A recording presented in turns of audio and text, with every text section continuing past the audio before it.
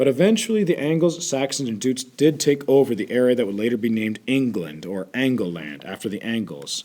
Nevertheless, England was not one political entity when they settled down, but by the 7th century consisted of 7 kingdoms, a situation that has gone under the name of the Anglo-Saxon Heptarchy. The kingdoms themselves were Northumbria, Mercia, East Anglia, Wessex, Essex, Kent, and Sussex.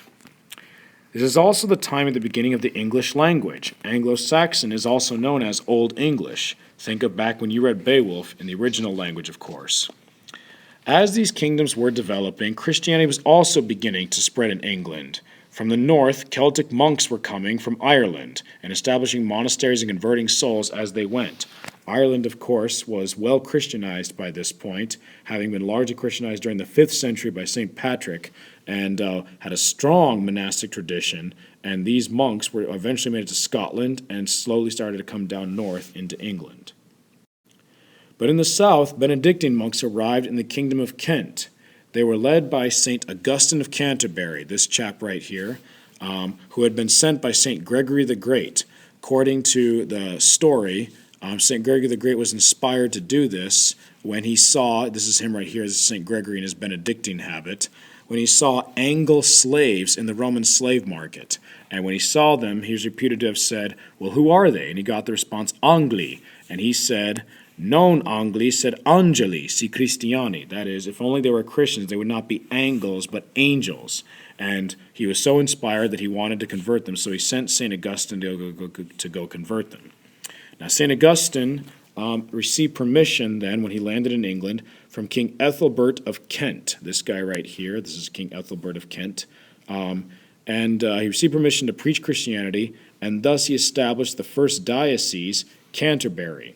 And he became the first Archbishop of Canterbury in 597 A.D. Canterbury, this is a much later Canterbury, but we might as well show it now, would thus become the primatial see of England, and even today, the Archbishop of Canterbury is the clerical leader of the Anglican Church. In 865, a particularly large Viking coalition, just give me a second here as I draw it, gathered, known as the Great Heathen Army, and they attacked England in around 870, conquering most of eastern and central England.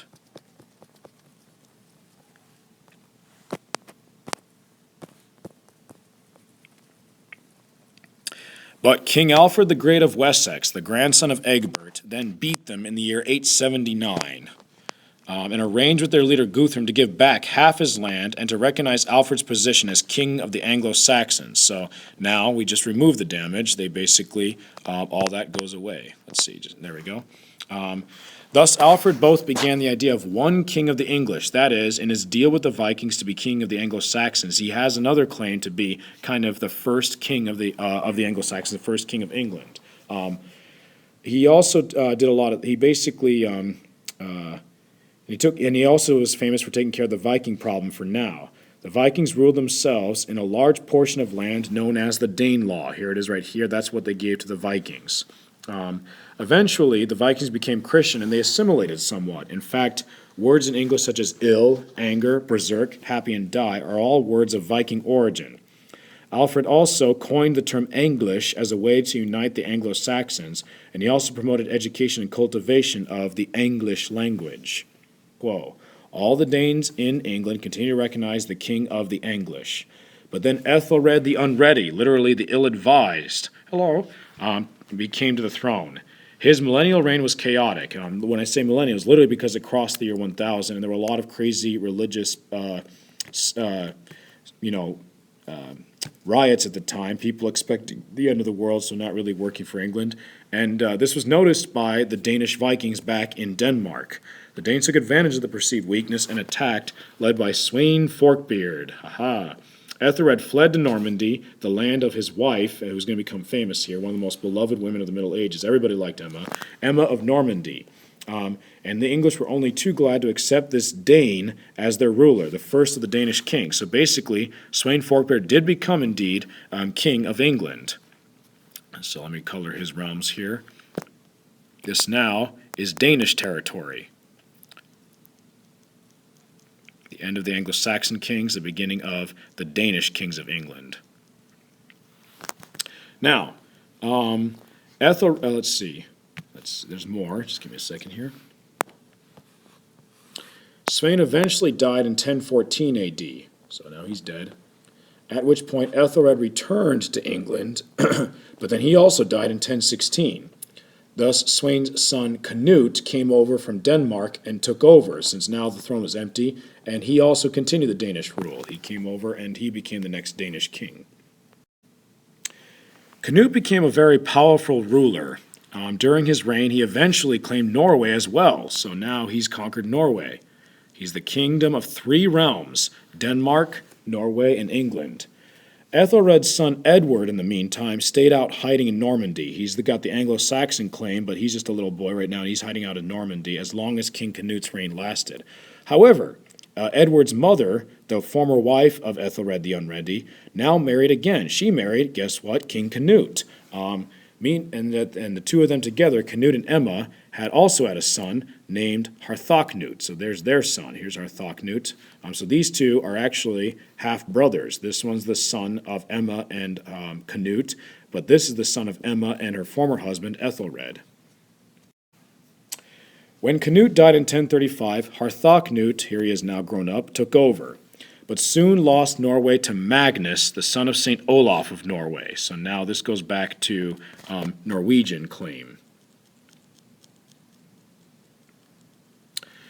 Thus, Harthacnut's reign was marked by little more apprehension. He's not as sure as his father was.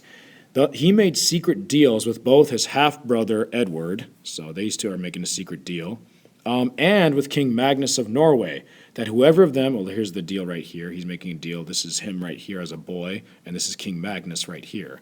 Whoever of them would die first would immediately they would receive the kingdom of the other. As it turned out, the one who died was Harthacnut. He died in 1042. Edward immediately came, based on his deal, he doesn't know about the deal with King Magnus, and took the throne of England, thus returning it to Anglo-Saxon possession. Magnus took over Denmark, so now it's the throne of Norway and Denmark, and he laid claim to England, but he was not going to, he didn't have time to vindicate that claim during his lifetime. That would have to wait for his successor. King Edward, known as St. Edward the Confessor, sorry, I didn't mean to draw that. Let me just erase it. There we go. King Edward, known as King Edward the Confessor, St. Edward the Confessor, had a long, peaceful reign. He married Edith Godwinson, here she is right here, daughter of the Earl of Wessex, but they had no children. Thus, the big problem is when Edward died in 1066. Here is a picture of his funeral right here. There he is. By the way, there's Edith. You can see her in here. She's right there mourning. Here he is on his deathbed, and here he is dead. The problem is when he died in 1066, which is one of the most important dates in Western civilization's history, there were three claimants to the English throne. First one was Harold Godwinson, Edith's brother, one of the most powerful nobles of England, and he claims that Edward entrusted the kingdom to him when he was close to death. Here's a picture of it. There's the old Edward right here, and there's Harold, and it looks like, hey, you're supposed to be king after me. So that's his claim. The second one was Harald Hardrada, the successor to King Magnus of Norway, who wants to vindicate that old Norwegian claim going back to Harthacnut's deal with King Magnus. And the third claim was Duke William of Normandy, the grandnephew of Emma of Normandy, who claims that Edward promised the throne to him while Edward was living in Normandy, and he also claims that even Harold himself, that is Harold Godwinson, this guy right here, swore to uphold the promise of Edward that he would get the King of Normandy one time when Harold came to France. You can see right here, there's a picture of William demanding an oath from Harold. He's swearing on the relics. He's putting his hands on the relics of the saints and swearing that he would give the kingdom to Duke William, to Wilhelmo Duci, to Sacramentum Feci. He made an oath that the kingdom would go to Duke William. So he's got a pretty strong claim too. Harold Godwinson was actually crowned as King Harold II, so he actually received the crown, but he immediately has to face the other contenders in the battle. Almost immediately, he has to gather his forces and go all the way north to Northumbria to face the Vikings, to face King Harold Hardrada's men at the Battle of Stamford Bridge. Here's a picture of it, the Battle of Stamford Bridge, and he won. He beat Harold Hardrada, so one of the contenders is out. Let's take a good picture of that. There it is. He's beating the Norwegian Vikings. Unfortunately, there was no time to celebrate. As soon as he won that battle, Harold then heard that the Normans, led by William, came across the English Channel from Normandy and had landed at Pevensey, carrying horses in their ships. You can see this right here. So if you look close, here's their ships, and inside you can see the horses. The English don't have horses. The Normans are bringing horses, even though they're the ones coming by sea. Here they are unloading their horses and getting on them. So they're going to have the upper hand here. They have cavalry. And unfortunately, the poor English, the poor Anglo-Saxons, have to flee all this way back from Stamford Bridge to Hastings. They're going to be tired. The two forces met at Hastings. The Battle of Hastings proved to be a long, hard fight, but in the end, the exhausted Anglo-Saxon forces, having just traveled the entire length of England, proved no match for the Norman cavalry. Harold himself died in the battle. And then on Christmas Day of the same year, 1066, Duke William of Normandy was crowned as King William I of England. This was the Norman Conquest. It's known as the Norman Conquest, and William is now more commonly known as William the Conqueror. Now that we've introduced the Norman House, the first of the royal houses of England, it's time to review a mnemonic device that can help you remember your houses of England. And we're going to go through a lot of them in this very lecture right here. The mnemonic device is "No plan like yours to study history wisely." And that stands for Norman. Your first house of England is Norman, the one we just talked about, the beginning of. Then there's Plantagenet.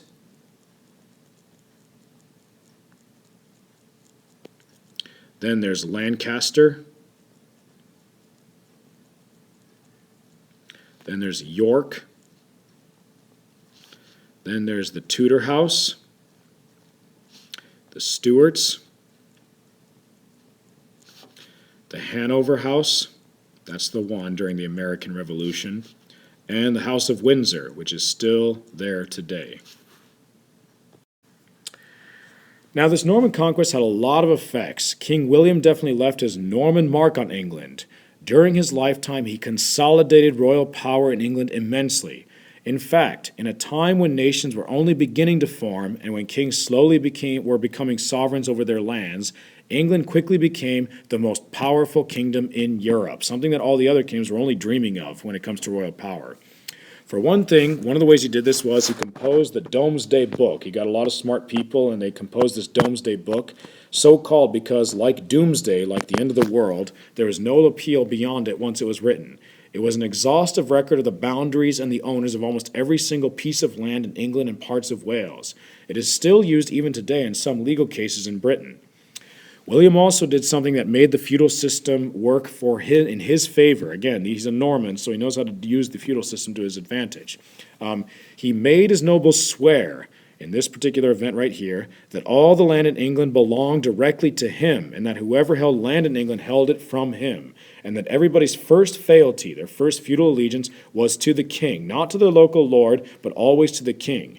This event is known as the Oath of Salisbury Plain, and it did a lot to consolidate the king's power in England.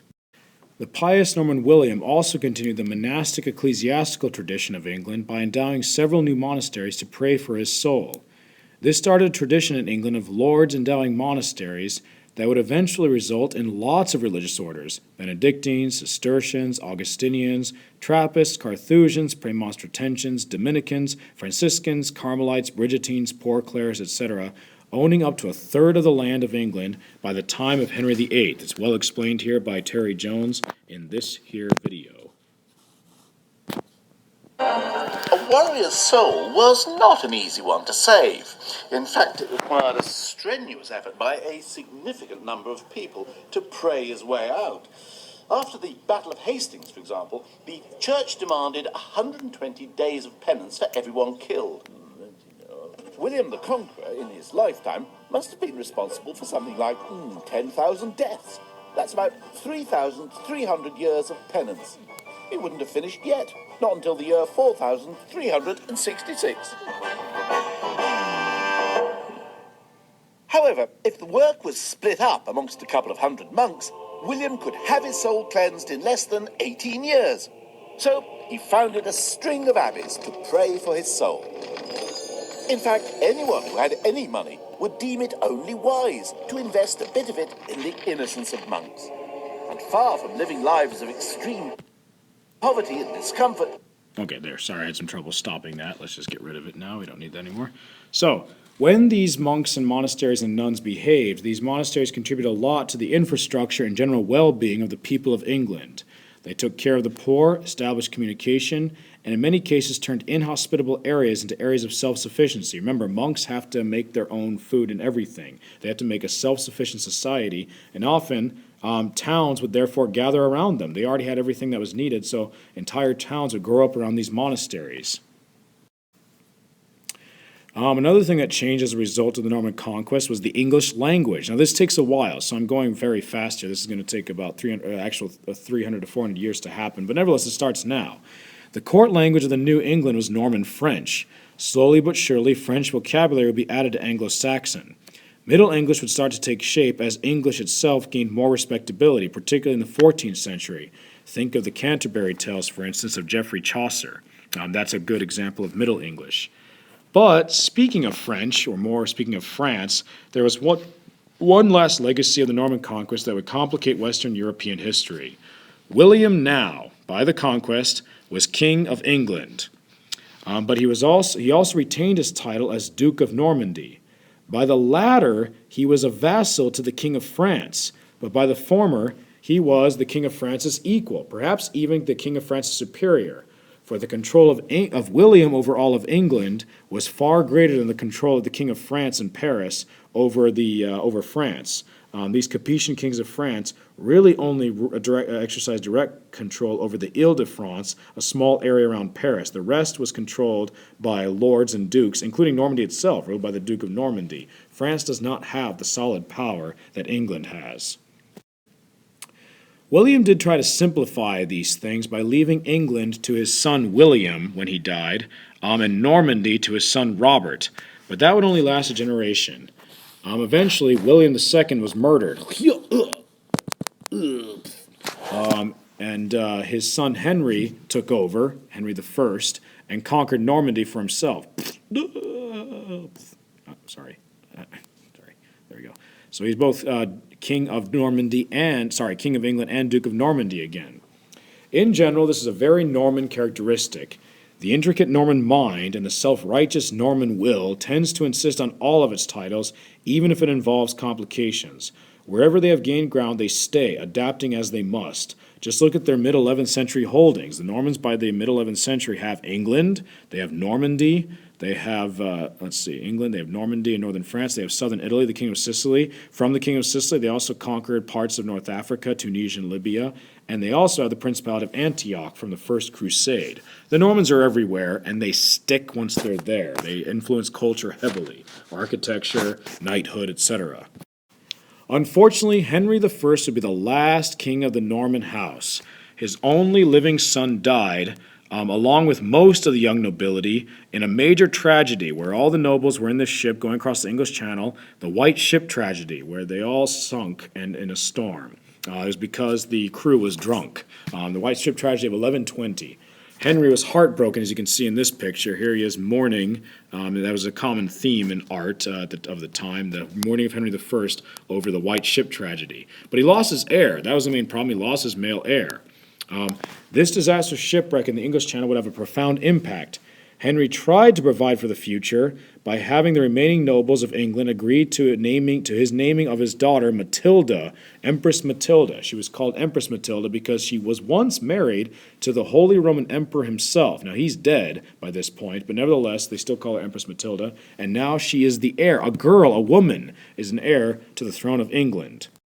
Problem is, when push came to shove, when Henry actually died in 1135, they didn't like the idea of a woman, and Stephen of Blois, a cousin of Henry I, usurped the throne.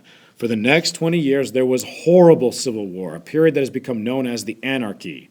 The well-ordered kingdom that William I and Henry I had created descended into lawlessness, oppression of the lowly, and general poverty. As you can see right here, there's a picture from the time of the Anarchy of these knights taking over a farmer's land. Christ, and here's a farm not producing anything, although it's from a much later picture. Christ and his saints slept, as the Anglo-Saxon Chronicle put it. The anarchy initiated by the White Ship tragedy would only be ended in 1154 when Matilda's son, Henry Fitz-Empress Plantagenet, would defeat Stephen and be crowned. He becomes the King of England. He's the first of the Plantagenet house. We're now in the Plantagenet House of England.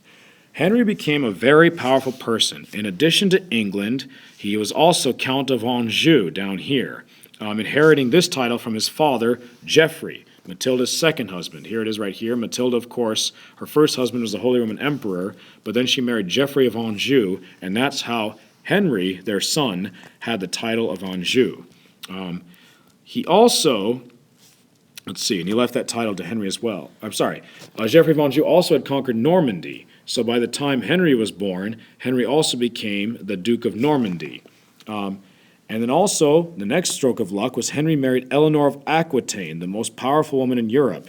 She herself had once been married to the King of France. They eventually dissolved that marriage because he apparently was unable to produce children. But then she married Henry, and that marriage gave Henry Aquitaine, which she ruled in her own name, and Gascony, which she also ruled in her own name. Finally, Henry himself conquered other parts of France, notably Brittany. Thus, for a long time, the kings of England would have many claims in what is today France. In England, Henry began a new era, the House of Plantagenet. If the Norman house is characterized as a time of consolidation of the English king's power, the Plantagenet house could perhaps be characterized as a time of consolidation of the king's justice. The main goal of Henry II was to restore the order of his grandfather, Henry I, and to bury the chaos of the anarchy. Concretely, this meant removing the administration of justice from the hands of local lords who, during the anarchy, had either been negligent, haphazard, arbitrary, and sometimes downright oppressive. From now on, in Henry's mind, there had to be one common justice, the king's justice. To achieve this, representatives of the king, called justices in air or itinerant justices, would travel to the various shires and administer justice in the king's name. So these guys worked for the king, not for the local lord. Now, since law had basically been non-existent in the anarchy, and the immediate need for order outstripped any possible pace of legislation, the decisions of these itinerant justices became law, according to the principle of case precedent, or stare decisis, that is, to stand by the things decided. This, in other words, whatever the judges said became law, because every other judge had to follow a similar procedure whenever they met with a similar case. This is the distinguishing feature of the common law system, which, along with the Justinian-based civil law system and the Muslim-based Sharia law system, is one of the three major legal systems in the world today. It's our system too, as you see right here. Just give me a second. Let me put this so that's in the front. As you see in this map right here, it covers a good portion of the world. Anything in this brownish maroon color is the common law system that was started by England. So we follow it. The other English colonies of Africa follow it. India, Australia, anything that's colonized from England basically follows the English common law system. And it all started with Henry. The blue is civil law system, influenced by the Byzantine Emperor Justinian. So anything in the blue. And then this goldish orange is the Sharia law system of Islam. So it's a very powerful legal system, very influential, and it all started with Henry. Henry was very passionate about this project. He was known for his Angevin rages, a trait that was supposedly hereditary in the House of Anjou. The king would drop to the floor and writhe, chew on rushes, the straw that was used to basically make cleaning floors easy. He would actually chew on the straw, and then he would foam at the mouth. So let's draw that here. So here he is. He's foaming at the mouth here. When things did not go his way. There was even an ongoing legend/joke that there was a she-devil in the lineage of the House of Anjou, and they themselves joked about it. The kings of the Plantagenet house would joke that they were descended from the devil. Fortunately, Henry was helped in his goals by someone more temperate, his very able Lord Chancellor, just give me a second here, Thomas Becket, a lowly son of a merchant that became a noted lawyer. Becket's penchant for organization and Henry's passion did much to replace the non-uniform justice of the barons and sheriffs with the uniform justice of the king. The one major obstacle to Henry's goals was the liberty of the church. During the time of the anarchy, the church's system of canon law was about the only extant tribunal of justice and appeals. Thus, it was used to, because of this time, it became used to an independence and self-sufficiency that, at least in Henry's mind, exceeded its customary limits in the time of William the Conqueror and Henry I. Henry saw a free church as an imperium in imperio, a government within a government. In order to curtail the church's liberty, Henry made a decision in 1161 that would prove to be a big mistake. He nominated his friend Thomas Becket as Archbishop of Canterbury. The Pope went along with the plan, as he usually did for England. England had this tradition of basically naming its own bishops. However, things did not go Henry's way. Once Thomas was ordained a priest and consecrated bishop, he took his new job seriously. He began to oppose Henry and militate for the rights of the church, and the two of them began to quarrel quite a bit. As you see in this picture, they're yelling at each other. Here they are, throwing out voice balloons at each other. And then also in this picture, here they are again discussing, always discussing. The original issue over which they quarreled was the trial of criminous clerics in ecclesiastical courts. But in the process of the debate, Henry eventually passed the Constitutions of Clarendon, which blocked all communication with the Pope apart from the king's permission, made all ecclesiastical land belong to the king in the absence of a bishop, and made the king the arbiter over all disputations between laymen and clerics, and even between clerics in cases that could not be solved by the Archbishop of Canterbury. Thomas continued to oppose the king. It even got to the point that Thomas had to flee to France, and he sought sanctuary with King Louis VII of France. You can see that in this picture here. Here's Thomas sick in France under the patronage of Louis VII. In the meantime, Henry II sent his knights to dispossess all of Thomas's fief holders, all the fief holders of Canterbury, and basically send them away. And he actually sent them to France to make Thomas feel guilty. When Thomas did return to England and Canterbury, he was cheered and hailed as a hero by the common people. The knights aren't happy about it, as you can see in this picture, but the common people loved their archbishop. That's because these common people saw in the power of the church a break to the power of the nobles and the king, an integral part of the medieval synthesis. That is, no secular power could ever be absolute in the Middle Ages because there was always the power of the church to break their power. Thomas, when he arrived, excommunicated some of the bishops and other persons who had supported Henry. At this point, Henry got furious. He was in Normandy at the time, and in one of his rages, he shouted, "Will no one rid me of this meddlesome priest?" And he starts chewing on the rushes again. 4 knights heard their king's cry and crossed the English Channel, heading for Canterbury. The 4 knights proceeded to kill St. Thomas Becket during Vespers on the 5th day of Christmas, 1170. That is December 29th, 1170. You can see in this rather graphic picture here, they're actually digging their swords into his brain, and that's true. They actually did that, and they spread his brains out on the stairs of the sanctuary. Christendom was shocked. It had been a while since there was a martyr, and the cult of St. Thomas spread quickly. Reports of miracles went far and wide, and Canterbury became an elaborate shrine, one of the top 4 pilgrimage sites of Christendom, in a time when the crusading spirituality found expression in journeying to holy places. What I mean is this: in the Crusades, the way you showed devotion was by traveling on pilgrimage, and at that time the top 4 sites were definitely Rome was one of the top, Jerusalem, if you can make it, Santiago de Compostela, the tomb of St. James the Apostle, and of course now Canterbury became one of the top 4. In case you can't see that, there's Jerusalem, Rome, Santiago de Compostela, Canterbury. Now, of course, one thing I should make clear is that this is not what it looks like today. That was all destroyed by none other than Henry VIII, and today all that's left is this little candle, or this big candle, showing where it used to be. This went on for centuries. Canterbury was bringing all kinds of pilgrims to England. It was a major shrine. Even by the time of Geoffrey Chaucer in the 14th century, the very book that you've all heard of, the Canterbury Tales in Middle English, the backstory is a group of diverse pilgrims sharing stories with each other on their way to visit none other than the shrine of St. Thomas Becket. Needless to say, Henry's reputation suffered because of the murder. He had never really been liked much at all, ironically, but now things got worse. To his credit, he took responsibility and did penance for his part in the murder. But unfortunately, that would not bring an end to his problems. Only 3 years later, Henry would get into a war with 3 of his 4 living sons, Henry Jr., Richard, and Geoffrey, who, supported by their mother, Eleanor, here she is again, wanted to rule their father's territories in France by themselves. King Henry eventually conceded this, but he imprisoned Eleanor, he imprisoned Eleanor herself for the rest of his natural life. Unfortunately, Henry Jr. and Richard started to fight each other after they beat their father in battle, and in the resulting war, Henry Jr. contracted dysentery and predeceased his father. Thus, when Henry II died in 1189, he was not sorely missed.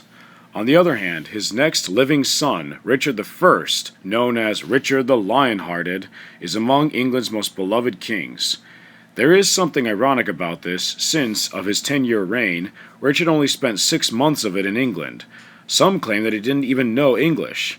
Having distinguished himself as a gallant knight in his battles against his father and his brother, he would mark most of his reign with chivalrous war.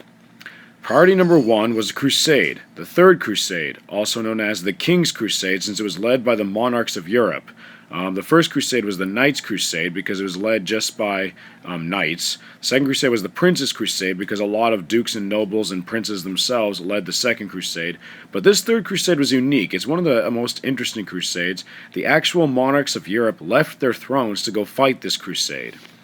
Now, to pay for this crusade, Richard imposed the Saladin tithe, an actual 10% tax on income and property. It was England's first income tax. It was called the Saladin tithe since the Kurdish warrior and sultan Saladin was the one who retook Jerusalem in 1187 and thereby precipitated the Third Crusade. That wasn't his only achievement. Saladin is really quite magnificent. He was the founder of the Ayyubid Sultanate, which united the forces of Egypt and Syria for the first time since the Umayyad Caliphate. Richard was joined in this crusade by his rival, we'll talk about him later, King Philip II Augustus. He would go by Marseille, then probably get around to Sicily, and then move on. Let's move Saladin out of the way. And of course, Richard himself would probably take a boat, probably going through France, eventually get to Sicily, which is Norman territory, and then also come over. They were also joined by the Holy Roman Emperor himself, the infamous Holy Roman Emperor, Frederick Barbarossa, who unfortunately, however, would die while trying to swim across the river in Turkey. There he is right there trying to swim. He died of a heart attack that he contracted while he was swimming in the river. So no more Barbarossa. The crusade ended up becoming practically, however, a personal crusade between Saladin and Richard. A theme that became common in lore and art, as you can see in this picture where they're both jousting. Both men respected each other, and both men achieved great victories, but in fact, they never actually met, so down with the art. Richard ultimately achieved a great victory over Saladin in the Battle of Arsuf, and though he did not win back Jerusalem, the two were too evenly matched for him to actually win back Jerusalem, he did manage to work out a deal with Saladin that allowed Christians to visit the holy city. Unfortunately, Richard did not treat his fellow European nobles very well, nobles or kings very well when he was in the Holy Land, and his dominating cavalier ways in the Holy Land did not gain many friends among the European royal houses. On his way back from the crusade, he was captured in Ischia, the area, or actually Aquileia, right here next to Venice. He was captured by Duke Leopold of Austria, and then he was handed over to the Holy Roman Emperor. This is not him, this is the King of France over here. The Holy Roman Emperor Henry VI. Both of these people were people that were slighted by Richard back in the Holy Land in one way or another, either through their relatives or directly. Richard was forced to pay homage to the Holy Roman Emperor, a thing that he before refused to do, saying that he was subject to no man but God, but he had to pay homage to the Holy Roman Emperor, and then he was imprisoned and held for ransom. Oh, sorry, this is supposed to be on the front. Just give me a second here. Let me fix this. Bring it to front. Good. Now we can imprison Richard. There, he's in prison. He was held for ransom. Eleanor, his mother, who's still alive at this point, raised another major income tax to pay the 150,000 marks that the Holy Roman Emperor demanded to free Richard. Unfortunately, at around the same time, her other son John, the youngest of the brood, was working with King Philip II of France on another plan to raise taxes in order to pay the Holy Emperor to keep Richard in Germany. Needless to say, all this taxation, the royal overreach, are going to take their toll on the patience of the English. Eventually, Eleanor won. She paid back the Holy Roman Emperor, and they released Richard, and he came back. No sooner was Richard ransomed than he entered a long war over territory in France. This is because King Philip II Augustus of France was trying to achieve for France what William the Conqueror had achieved a century ago for England, the consolidation of royal power. But his main obstacle to this was the presence of the Angevin holdings in France. As long as the kings of England would also held land in France, it would be hard to convince the other nobles of France that the king was lord over them. After all, there was the king of England himself, who owned land in France theoretically subject to France, but he was also a king, so it's hard to believe that the king really owns France. Unfortunately, Richard was too good of a warrior for Philip. In other words, Philip was not making any headway during as long as Richard was alive. His goals would have to wait for a weaker king of England. But in the meantime, the two got some good trash talking in, especially as Richard was building Chateau Gaillard to defend Normandy, one of the greatest castles of its time. Actually, the greatest castle of its time. It was the state-of-the-art castle that Richard built. As he was building it, Philip II of Augustus trash talked and said, "Hey, Richard, even if its walls were made of iron, yet would I take them." And Richard replied, "Hey, Philip, even were its walls made of butter, yet would I hold them." Despite all his efforts, Richard was killed by a boy with a crossbow in 1199. His only living brother, John, took over, the only king of that name in English history. And that's because he was not a popular king, as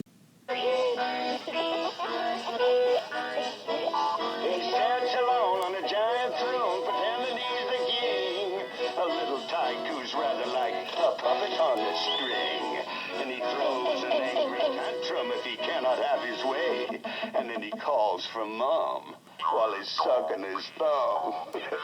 You see, he doesn't want to play. Too late to be known as John the First. He's sure to be known as John the Worst. A pox on that phony king of England. Okay, you get the idea. A couple of things about that song. If you notice, there was a direct reference to the Angevin rage. He throws an angry tantrum when he cannot have his way. And also a reference to Eleanor of Aquitaine. He sucks his thumb while he's calling for his mom. The relationship between Eleanor and John was actually not very good. John was the favorite boy of his father, not his mother, but that's another thing. Also, he was not too late to be known as John the First. He is the first and only king of England to be named John, so he was not too late to be. But the song does convey the fact that John is not a liked king. There are several reasons for the unpopularity of King John Lackland, as he was called. For although he received that name because Henry originally left no land to him, he did indeed lose almost all of the Angevin land in France, thus making the name doubly appropriate. For as soon as King Richard died, King Philip II Augustus of France knew he had a chance. After much fighting, Chateau Gaillard itself fell in 1204, being taken by the French. After several undermining attempts, you can see the undermining attempts right here, the French soldiers finally climbed up through the toilets and took the castle. With that, the kings of England lost almost all of their lands in France. You can see what it was like during the time of Richard, and now you see what it's like during the time of John. All they have left is Gascony, which they continue to hold as a fief from the king of France. Philip II Augustus is achieving the dream that England already has, and now the dream that France is slowly getting.